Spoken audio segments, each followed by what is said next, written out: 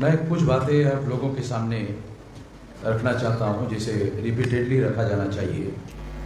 जब तक हमारे लोगों को बातें समझ में नहीं आती तब तक कुछ बातें रिपीटेडली बताई जानी चाहिए। साथियों, इस देश में अंग्रेजों के आने के बाद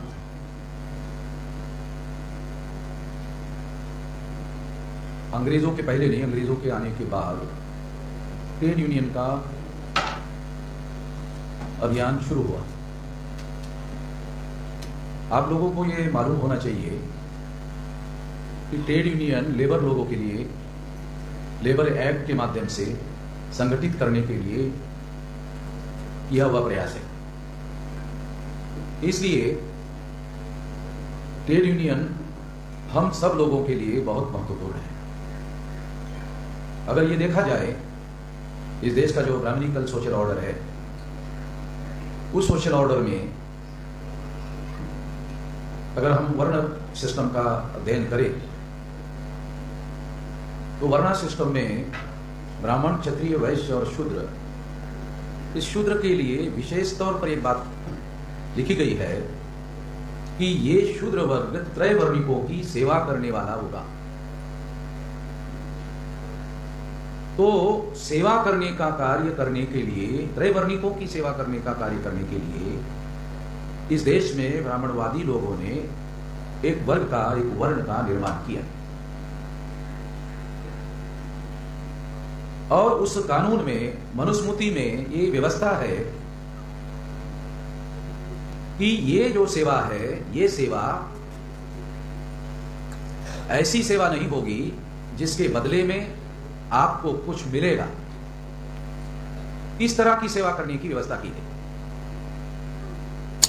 आज वर्ण व्यवस्था में जिसे शूद्र बनाया गया था, आज के संवैधानिक भाषा में उसे अदर बैकवर्ड क्लास कहा जाता है, ओबीसी कहा जाता है। क्योंकि जो शेड्यूल कास्ट के लोग हैं वो शूद्र नहीं है, वो अछूत है और वर्ण व्यवस्था के बाहर के लोग हैं, वर्ण व्यवस्था के अंदर के लोग नहीं है। जो अछूत है वो चातुर्वर्ण व्यवस्था के बाहर के लोग हैं। ये भी बहुत सारे पढ़े लिखे लोगों को समझ में नहीं आता। तो तमाम शेड्यूल कास्ट के पूर्व के अछूत जाति के लोग, जो पढ़े लिखे लोग हैं, मैं अशिक्षित लोगों की बात नहीं कर रहा हूं, जो पढ़े लिखे लोग हैं उनको अछूत और शूद्र के बीच का फर्क समझ में नहीं आता और पढ़े लिखे लोगों की वजह से समस्या पैदा हुई। यानी जो अछूत है, उन पढ़े लिखे लोगों ने उन अछूतों को शूद्र कहा। तो जो शूद्र है वो अपने को शूद्र मानता ही नहीं है, तो यूनाइटेड फ्रंट बनाने के लिए आएगा कैसे? वे गलती का परिणाम है। जो हमारे पढ़े लिखे लोग गलतियां करते हैं उसका नतीजा है। मैं बार बार ये बात समझाता हूं और तमाम, जब से मैं राष्ट्रीय अध्यक्ष बन सकता हूं तब से ये बारीकियां लोगों को समझा रहा हूं। ये बारीकियां जितनी ज्यादा बड़े पैमाने पर हम समझाने का प्रयास करेंगे तभी समस्या का समाधान होगा। तो वर्ण व्यवस्था में ब्राह्मणों ने जिस वर्ण को, शूद्र वर्ण को सेवा करने के लिए बनाया, आज सारे इंडस्ट्रियल लेबर फोर्स में यही तो लोग हैं। कौन लोग हैं? यानी वही लोगों को दूसरे तरीके से सेवा करने के काम पर लगाया गया और वहां पर मुबदले की कोई व्यवस्था नहीं थी। यहां है मगर पर्याप्त नहीं है, एडेक्वेट नहीं है। जितना वो करते हैं उतना नहीं है। तो क्यों नहीं है? तो एक तो ये कारण है कि इस देश का जो कारोबार है, इस देश की जो सत्ता है, उन लोगों ने अपने हाथ में रखी जिन्होंने ये सिस्टम बनाया, ये वर्णा सिस्टम बनाया, ये जाति का सिस्टम बनाया। अब ये जो वर्णा सिस्टम है, ये वर्णा सिस्टम में जिनको शूद्र बनाया, उन शूद्रों को 3743 जाति के टुकड़ों में बांटा।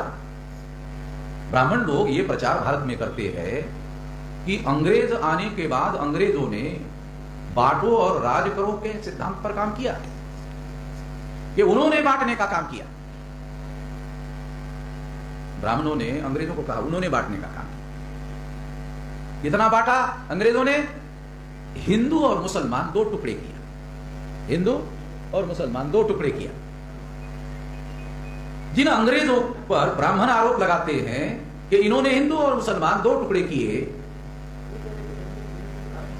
अंग्रेजों पर आरोप लगाते हैं, जो ब्राह्मण आरोप लगाते हैं उन ब्राह्मणों ने ये जो शूद्र वर्ण है उसको 3743 जाति के टुकड़ों में बांटा। कौन ज्यादा खतरनाक है? इसकी चर्चा होनी चाहिए। इसकी चर्चा ही अगर नहीं होगी तो जानकारी कहां से होगी? बहुत सारे लोग ज्ञानी होने का दम भरते हैं, मगर मैं ऐसा मानता हूं कि हमारे लोगों को ज्ञान तो बहुत दूर की बात है, जानकारी ही नहीं है। और बहुतांश पढ़े लिखे लोगों को जानकारी और ज्ञान में फर्क होता है, यही समझ में नहीं आता।